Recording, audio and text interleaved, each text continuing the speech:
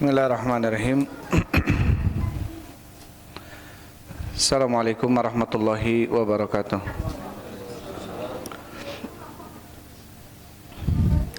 Alhamdulillahilladzi arsala rasulahu bil huda wa dinil haqqi liyudhhirahu 'alad dini kullihi wa kafa billahi syahida. Wa asyhadu an la ilaha illallah wahdahu la syarika la iqraran bihi wa tauhida. Wa asyhadu anna Muhammadan abduhu wa rasuluhu. Allahumma salli wa sallim ala nabiyyina Muhammadin wa ala alihi wa ashabihi ajmain, amma ba'd. Ikhwan wa akhwati fillah, hafizakumullah. Bapak Ibu jamaah salat maghrib yang sama-sama mengharapkan ridha Allah Subhanahu wa taala. Insyaallah kita lanjutkan orang lajengkeun wae kajian orang dina pembahasan Kasfus Syubuhat. Waalaikumsalam. Orang dugi karena perkataan Syekh rahimahullahu taala, wa'lam annahu subhanahu min hikmatihi lam yab'ats nabiyyan bihadza tauhid. Taib. Kita sampai kepada ucapan Syekh rahimahullahu taala, anjeunna nyarios dina ieu kitab, wa'lam annallaha ta'ala bihikmatihi, wa'lam maka ketahuilah, annallaha ta'ala sesungguhnya Allah Subhanahu wa taala bihikmatihi dengan hikmahnya, lam yab'ats nabiyyan bihadza tauhida, tidaklah mengutus seorang nabi pun dengan tauhid ini, illa ja'ala lahu a'daan, kecuali Allah telah menjadikan baginya a'da, nyata musuh-musuh. Jantan Allah Subhanahu wa taala henteu ngutus hiji nabi oge, waalaikumsalam, kecuali Allah Subhanahu wa taala ngutus ka eta nabi naon, nyandak tauhid, nyata tauhid uluhiyah. Nyandak tauhid uluhiyah nyata naon, nyangamkeun ka umatna sangkan ibadah teh kanggo Allah hungkul gitu. Dan setelah memerintahkan untuk bertauhid uluhiyah, maka kemudian Allah Subhanahu wa taala ja'ala lahu a'daan. Allah ngajadikeun pikeun eta nabi naon, a'da, nyata musuh-musuhna. Ya, jadi termasuk hikmahna apa? Hikmahnya adalah setiap kali Allah Subhanahu wa taala mengutus nabi atau rasul membawa tauhid uluhiyah, kecuali Allah akan menjadikan bagi nabi tersebut apa? Musuh. Kama qala ta'ala, sebagaimana Allah Subhanahu wa taala berfirman, wa kadzalika ja'alna likulli nabiyyin aduwan syayatinal insi wal jinni yuhi ba'duhum ila ba'din zukhrufal qawli ghurura. Ini dalam surat Al-An'am ayat 112. Sebagaimana Allah Subhanahu wa taala berfirman, dan begitulah kami jadikan bagi setiap nabi adu, yaitu musuh, syayatinal ins, syaitan-syaitan dari kalangan manusia, wal jin, dan juga dari kalangan jin, yuhi ba'duhum ila ba'din zukhrufal qawli ghurura, saling membisikkan, mewahyukan sebagian mereka kepada sebagian yang lainnya, zukhrufal qaul, ya, ucapan-ucapan yang menghiasi, ya, yang menipu. Artinya Allah Subhanahu wa taala termasuk daripada hikmahnya adalah Allah akan menjadikan bagi nabi tersebut seorang musuh atau dari kalangan musuh-musuhnya yang akan menghalangi dakwahnya. Disebutkan oleh para ulama, dan termasuk daripada hikmahnya adalah bahwasanya apa? Walillahi fi dzalikal hikmatu min ajil an yatabayyana as-shadiqu minal kadzib. Dan termasuk daripada hikmah itu, apa tujuannya? Agar terlihat jelas mana yang benar, mana yang jujur, mana yang dusta. Wa yatabayyanal muti'u minal 'asi, dan juga akan nampak terlihat mana orang yang taat, mana orang yang bermaksiat. Idza ba'atsal anbiya yad'una ilal huda sara hunaka du'atul nidhalal min ajli an yamtahinan nasa ayyuhum yattabi'ul anbiya wa ayyuhum yattabi'u du'atad dhalal. Karena ketika Nabi SAW diutus oleh Allah Subhanahu wa taala membawa tauhid, memerintahkan kepada kebaikan, kemudian pasti setiap nabi itu ada musuhnya.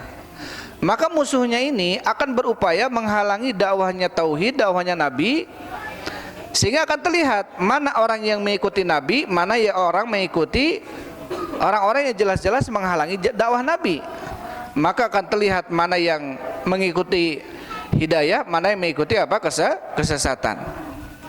Walau ladzalika lakana an-nasu kulluhum yattabi'unal anbiya. Kenapa kalau Allah Subhanahu wa taala tidak menjadikan musuh bagi para nabi? Maka apa? Ya, lakana an-nasu kulluhum yattabi'unal anbiya. Maka manusia seluruhnya mereka pasti akan mengikuti para nabi.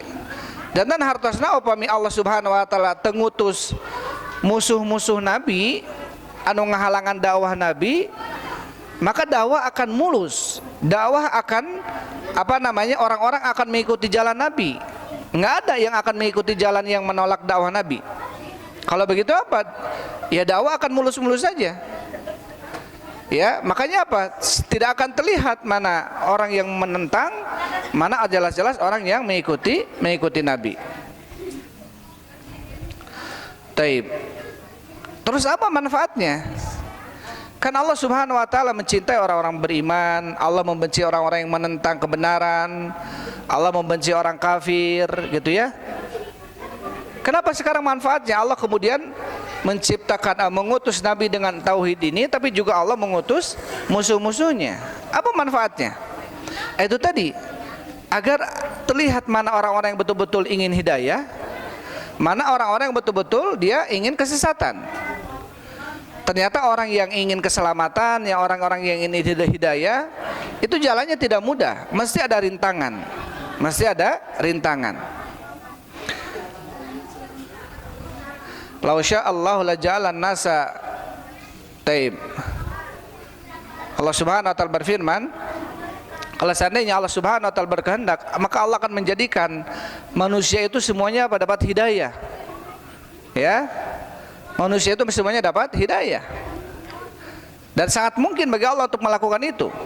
Tetapi apa? Di sini Allah akan melihat mana orang-orang yang betul-betul mengikuti hidayah, mana orang-orang yang mengikuti dhalalah, yaitu kesesatan.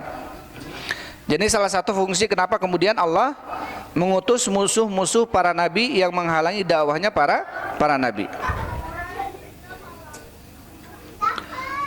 Kemudian Syekh mengatakan, idza arafta dzalika wa arafta anna tariqa ila Allah taala la budda lahu min a'da'i qaidin alaihi. Idza arafta dzalika, apabila kamu mengetahui itu, wa arafta anna tariqa ila Allah, dan kamu tahu bahwasannya jalan yang menuju kepada Allah taala itu la budda lahu min a'da, Waalaikumsalam, harus ada musuh, gitu ya. Bahwasanya jalan yang menuntut kita kepada Allah, kepada hidayah itu mesti ada musuhnya, mesti ada rintangannya. Qaidin alaihi, orang-orang yang duduk di atasnya, yaitu untuk menghalangi dakwah yang hak, dari kalangan ahlu fasahah, orang-orang yang fushah, orang-orang yang bicaranya fasih, gitu ya. Wa ilm, orang-orang yang punya ilmu tapi syubhat, ilmu tentang keyakinan yang mereka yakini, ya, menurut mereka itu ilmu, tapi tentunya itu syubhat. Wa hujajin, mereka mempunyai hujah-hujah, bukti-bukti yang kuat. Fal wajibu alaika an ta'allama min dinillahi ma yasiru silahan tuqatilu bihi haula'i syayatin. Maka wajib bagimu untuk mengetahui, mempelajari dari agama Allah ini apa-apa yang bisa menjadikan sebagai silah, senjata. Tuqatilu bihi, yang mana kamu berperang dengan mereka memakai senjata itu, yaitu dengan haula'i syayatin, memerangi mereka syaitan-syaitan. Ya, mereka para syaitan. Alladzina qala imamuhum wa muqaddimuhum li rabbika azza wajal, yang mana telah berkata imam mereka dan pendahulu mereka kepada Allah. Apa yang diucapkannya? Yaitu oleh iblis, la aqudanna lahum siratal mustaqim. Tsumma la'atiyannahum min baini aydihim wa min khalfihim wa an aymanihim wa an syama'ilihim wa la tajidu aktsarahum syakirin. Ini dalam surat Al-A'raf, fa bima agwaitani, ya, Fabima agwaitani la'aqudanna lahum siratal mustaqim. Maka karena engkau membuatku sesat ya Allah, kata iblis, la'aqudanna lahum siratal mustaqim, maka betul-betul aku akan menghalangi mereka dari jalanmu yang lurus. Tsumma la'atiyannahum min baini aydihim, kemudian aku akan mendatangi mereka dari depan-depan mereka, kata iblis. Wa min khalfihim, dari belakang-belakang mereka. Wa an aymanihim, dari samping kanan mereka. Wa an syama'ilihim, dan dari samping kiri mereka. Wa la tajidu aktsarahum syakirin, dan engkau ya Allah tidak akan mendapatkan kebanyakan mereka orang-orang bersyukur. Jadi ini apa? Ini janji syaitan, iblis, ketika kemudian ketika Allah peringatkan dia dengan neraka, kemudian iblis mengatakan fa'andirni ila yaumi yub'atsun, maka tangguhkanlah aku ya Allah sampai hari dibangkitkan. Jadi iblis menerima akan dimasukkan ke neraka oleh Allah Subhanahu wa taala, tapi tangguhkan sampai di hari dibangkitkan. Maka dalam ayat lainnya fabima agwaitani la'aqudanna lahum siratal mustaqim. Maka karena engkau menjadikan aku sesat, artinya akan dimasukkan ke neraka, saya, kata iblis, akan membuat mereka, yaitu hamba-hamba Allah, ya, menghalangi mereka dari jalanmu yang lurus. Taib.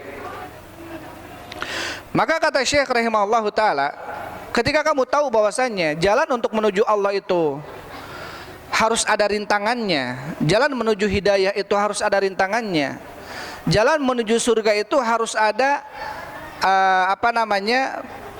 sesuatu yang mungkin menghalangi kita, membuat kita susah gitu ya, membuat terhalang. Karena apa? Karena memang kata Rasulullah, hujibatil jannatu bil makari, hujibatin nar bisyahwat. Surga itu dihalangi dengan sesuatu yang makruh-makruh. Jadi untuk menggapai surga, mesti kita harus melewati yang makruh, yang dibenci. Artinya kalau kita mau surga berarti apa? Kita harus menjauhkan diri dari minuman keras, yang mungkin nafsu manusia gitu ya, atau mabuk-mabukan, bermain perempuan dan lain sebagainya, syahwat-syahwat. Ya mungkin terkadang manusia condong kepada itu. Kemudian apa kata Rasulullah? Wa hujibatil jannatu bisyahawat, dan ditutup neraka itu dengan yang syahwat-syahwat. Artinya seseorang ketika masuk ke dalam yang syahwat-syahwat, maka itulah salah satu tirai-tirai yang akan membuat kita masuk ke dalam neraka Allah Subhanahu wa taala.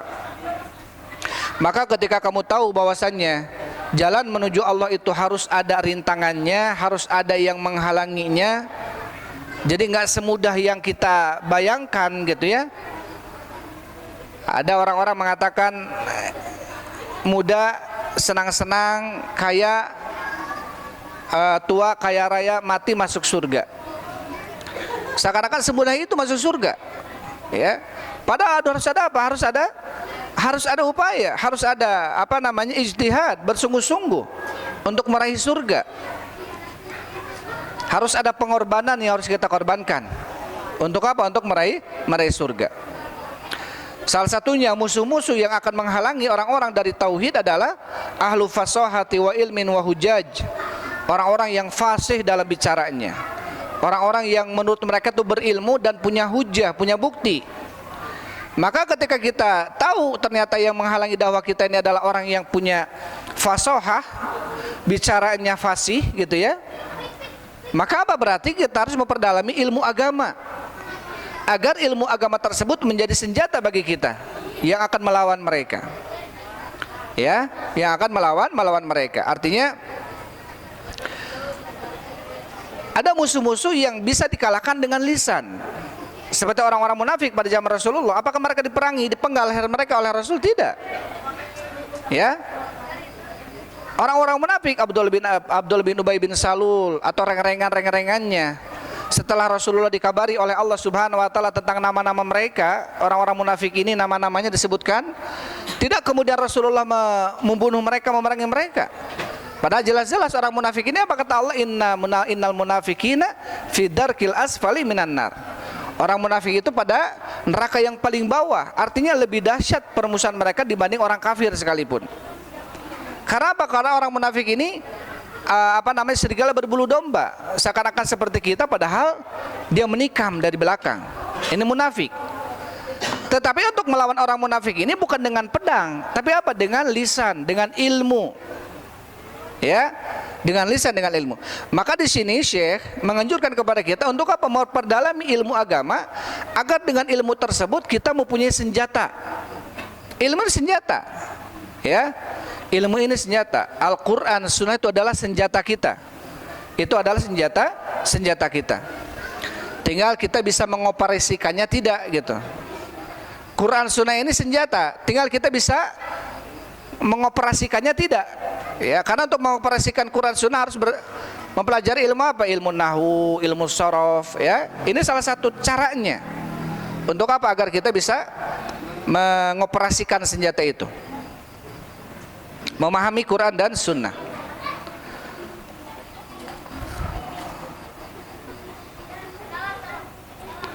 Taib. Kemudian Syekh mengatakan,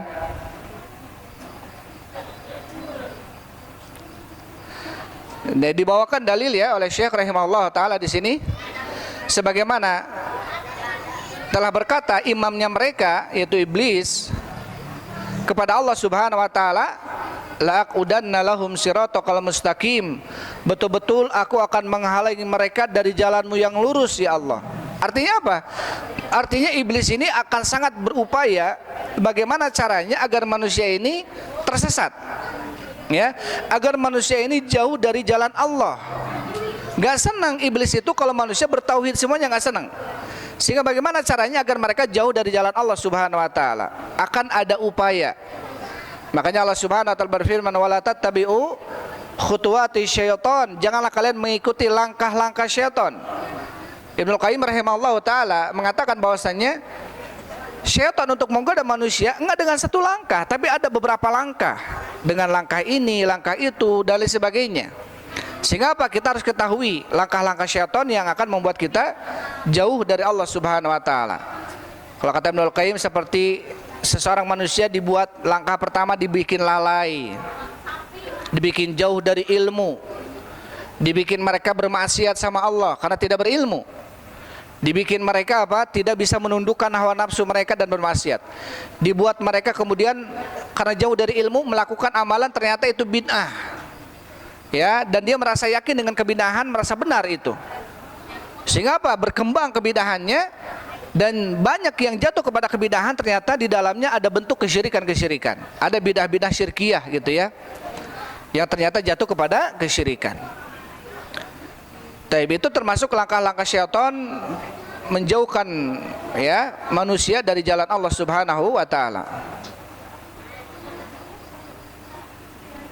Kemudian Syekh mengatakan, walakin, akan tetapi, idza aqbalta 'ala Allah wa asghaita ila hujajjihi, akan tetapi apabila kamu menghadap kepada Allah Subhanahu wa taala, kemudian wa asghaita ila hujajjihi, dan kamu, asghaita ini artinya membuka mata, telingamu, hatimu kepada hujjah-hujjah Allah, itu tentunya dalam Al-Qur'an, wa bayyinatihi, dan juga bukti-bukti yang jelas dalam Al-Qur'an dan hadis, fala takhaf wa la tahzan, maka jangan kamu takut, jangan kamu sedih.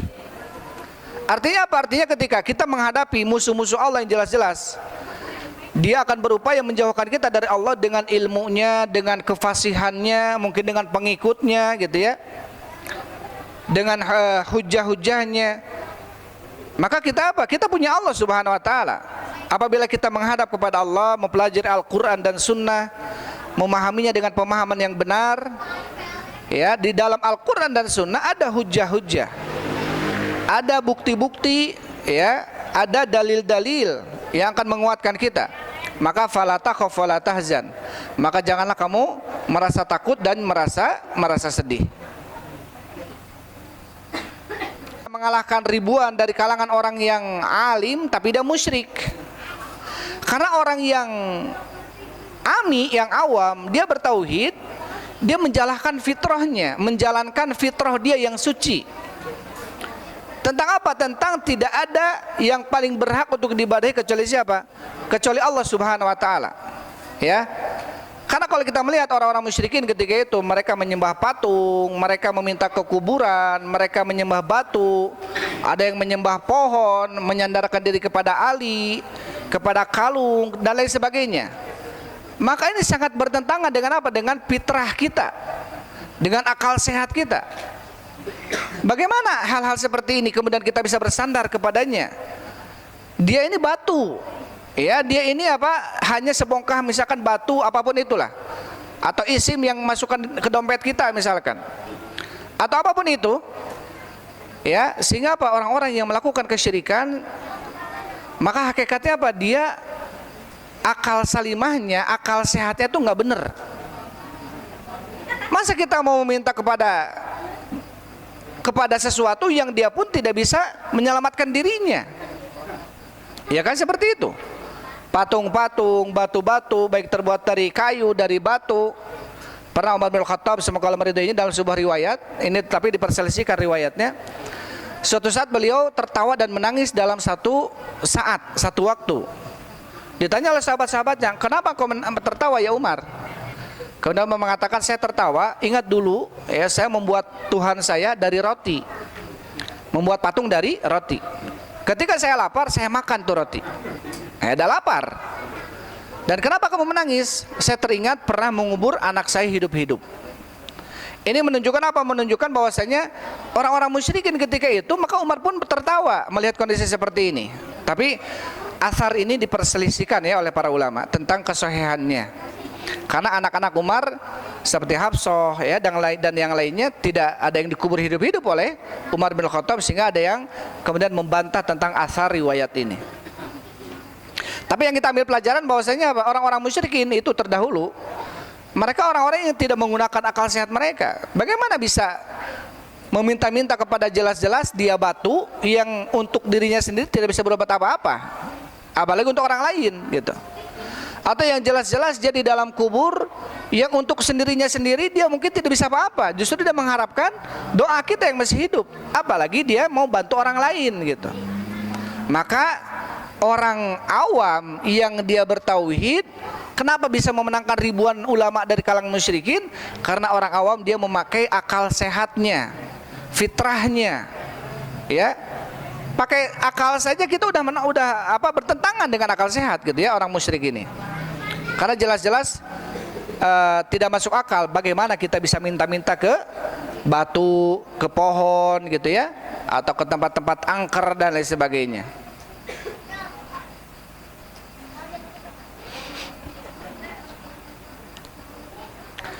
Kemudian Syekh mengatakan, fajundullahi humul ghalibun bil hujjati wal lisan. Maka tentara-tentara Allah mereka lah yang akan menang dengan hujjah, bukti, wal lisan, dan juga dengan lisan. Kama humul ghalibuna bisayfi wasinan, sebagaimana mereka pun akan menang dengan pedang dan juga ya dengan senjata gitu ya.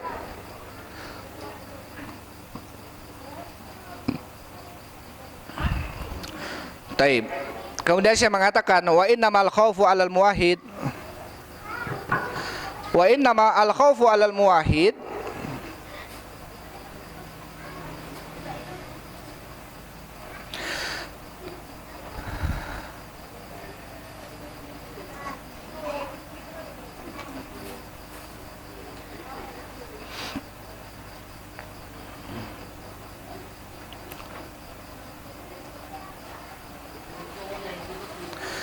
Taib. Wa innamal khaufu 'alal muwahhid alladhi yasluku tariqa wa laysa ma'ahu silah. Dan sesungguhnya yang dikhawatirkan bagi seorang yang bertauhid, yang berjalan di atas jalan tauhid, tetapi wa laysa ma'ahu silah, tetapi dia tidak punya senjata.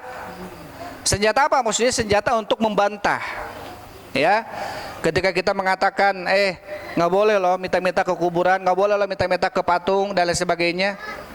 Dia kemudian menyampaikan itu ketika ditanya mana dalilnya, mana dan sebagainya hujahnya. Ketika dia tidak tahu itu, kemudian dia hanya mengatakan cek ustaz saya kayak gitu udah temenang gitu. Nah, ini seakan-akan nggak jadi hujah jadi mereka. Makanya perlu apa? Perlu dalil, perlu hujah dalam ini. Sehingga apa? Ketika kita menyampaikan itu lebih kuat, mereka pun bisa lebih menerima, gitu ya. Mereka pun bisa lebih menerima.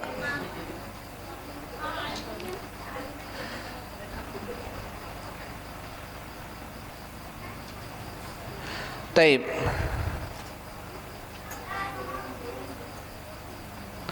Kemudian Syekh mengatakan wa qad manallahu ta'ala alaina bi kitabihi alladzi ja'alahu tibyanan likulli syai'.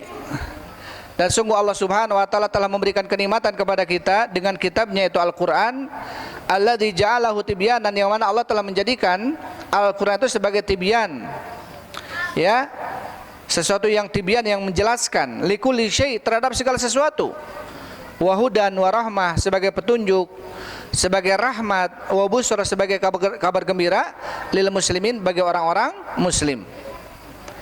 Ya, maka tentunya dengan adanya Al-Qur'an ini adalah salah satu bentuk rahmat Allah Subhanahu wa taala kepada kita, dan ini kenikmatan. Ini kenikmatan. Maka penting orang beriman, orang muslim itu betul-betul berpedoman dengan Al-Qur'an. Ya, bukan hanya dipegang saja Al-Qur'an, tapi dibaca, bukan hanya dibaca saja, dipelajari, dipahami artinya, maknanya, agar kita lebih kuat dalam berhujjah, agar kita lebih yakin ketika menyampaikan. Ya, jadi bukan hanya dibaca saja, tetapi selain dibaca juga dipahami maknanya, dan juga diamalkan. Falayati sahibu batilin wa bihujjatin illa wa fil qur'ani ma yunqiduha. Maka tidak datang seorang yang seorang yang mendatangkan kebatilan dengan hujjahnya, kecuali dalam Al-Qur'an itu ada yang akan membantahnya. Jadi ketika kita mempelajari Al-Qur'an, maka ketika siapapun dia, ketika membawa sesuatu yang jelas-jelas bertolak belakang dengan agama, dia membawa kebatilan, walaupun hujjah, ada hujjahnya gitu ya, ada penguatnya, itu pasti dalam Al-Qur'an ada yang membantahnya, pasti ada ayat-ayat yang menolaknya, membantahnya. Wa yubayyinu butlaniha, dan akan ada Al-Qur'an yang menjelaskan tentang kebatilannya. Berarti tinggal apa? Tinggal kita memperdalami Al-Qur'an. Memperdalami Al-Qur'an, membacanya, memahaminya. Kama qala ta'ala, sebagaimana Allah Subhanahu wa taala berfirman, wala ya'tunaka bimatsalin illa ji'naka bil haqqi wa ahsana tafsira.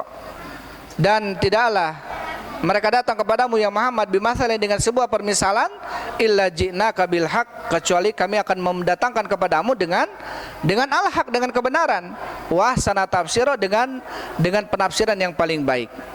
Jadi ketika orang-orang musyrikin datang kepada Rasulullah membawa sesuatu yang batil, perumpamaan-perumpamaan, maka Allah akan mendatangkan kepada Nabi Muhammad sesuatu yang lebih hak, ayat-ayat Al-Qur'an yang akan membantah.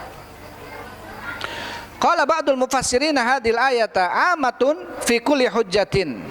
Berkata sebagian ahlu tafsir, ayat ini umum ya, di dalam setiap penafsiran atau di dalam setiap hujjah yang dibawa oleh ahlul batil ila yaumil qiyamati, sampai hari kiamat. Jadi ahlul batil manapun, bukan saja masalah kesyirikan, ahlul batil apapun yang membawa kebatilan, mesti dalam Al-Qur'an ada yang akan membantahnya, ada ayat-ayat yang membantahnya. Ya, apapun itu. Ya, tinggal kita mentelaahnya, memperdalaminya dan memahami Al-Qur'an.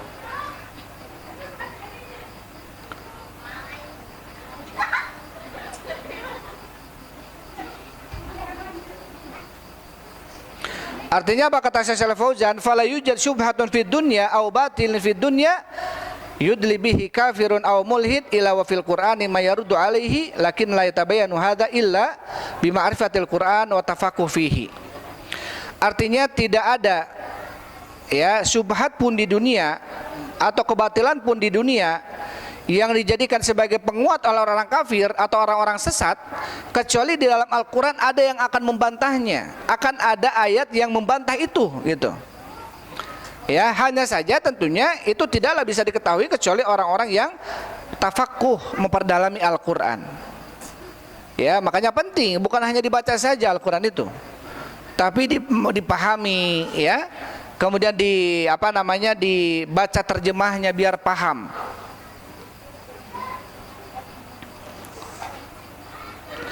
Kemudian kata Syekh, wa ana adzkuru laka asya'a mimma dzakarallahu fi kitabihi jawaban. Dan saya akan menyebutkan kepadamu asya, tentang sebuah perkara-perkara kata Syekh, mimma dzakarallahu fi kitabihi, yang mana Allah Subhanahu wa taala telah menyebutkan dalam kitabnya, jawaban sebagai jawaban li kalamin, atas sebuah ucapan ihtajja bihil musyrikun, yang mana ucapan tersebut dipakai oleh orang musyrikin fi zamanina alaina, pada zaman kita ini untuk menyerang kita. Itu pada zaman Syekh Muhammad ketika itu, zaman 1100 tahun, berarti sekitar 400 tahun yang lalu.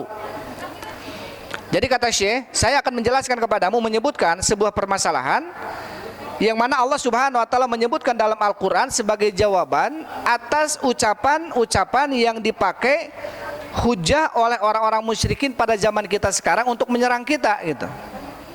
Fanaqulu, maka kami katakan, kata Syekh. Ini dulu ya, bukan sekarang, dulu ini. Apalagi sekarang lebih banyak kayak gini gitu. Fanaqulu jawab ahlil batil min tariqaini. Maka kami katakan jawaban bagi ahlul batil, orang-orang yang batil, maka dengan dua cara, dengan dua jalan. Mujmalun wa mufassal. Yang pertama dengan cara mujmal, yang kedua dengan cara mufassal.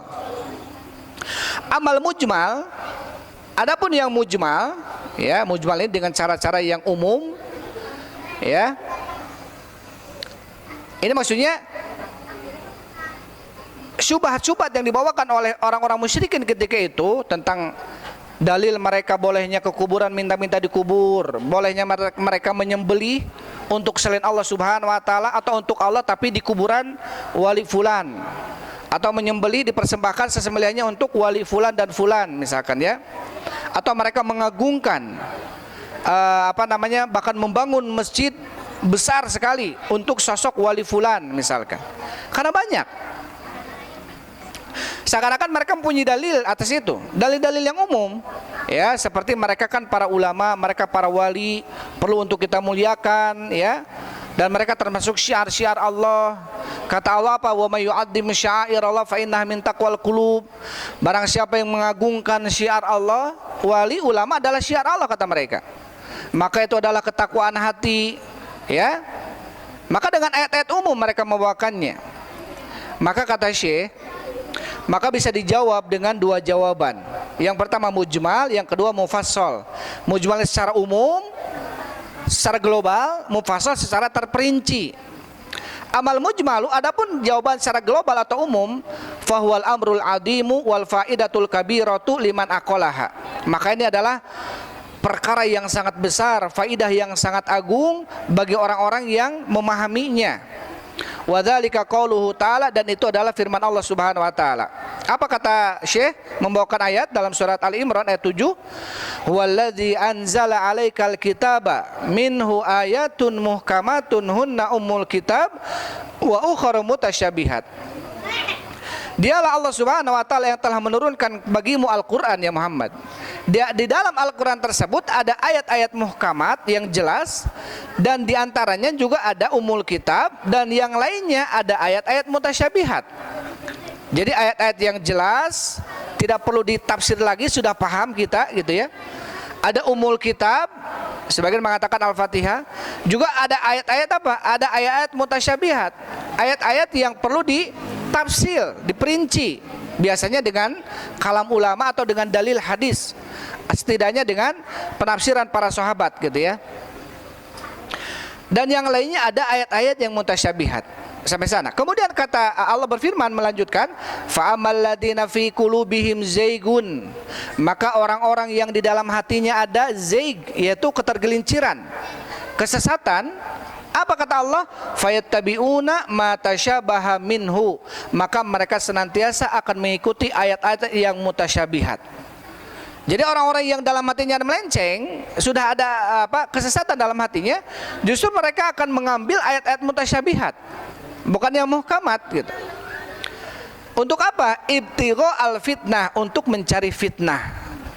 Wabtigho at-ta'wili, dan untuk mencari apa? Ta'wilnya.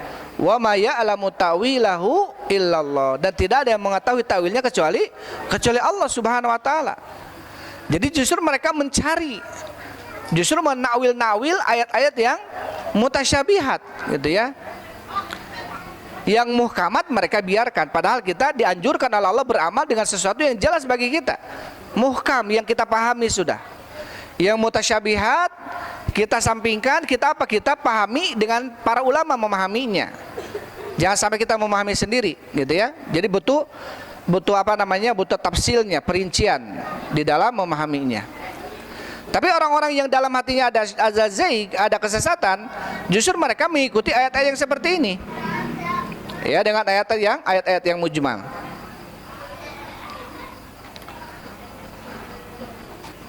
Taib.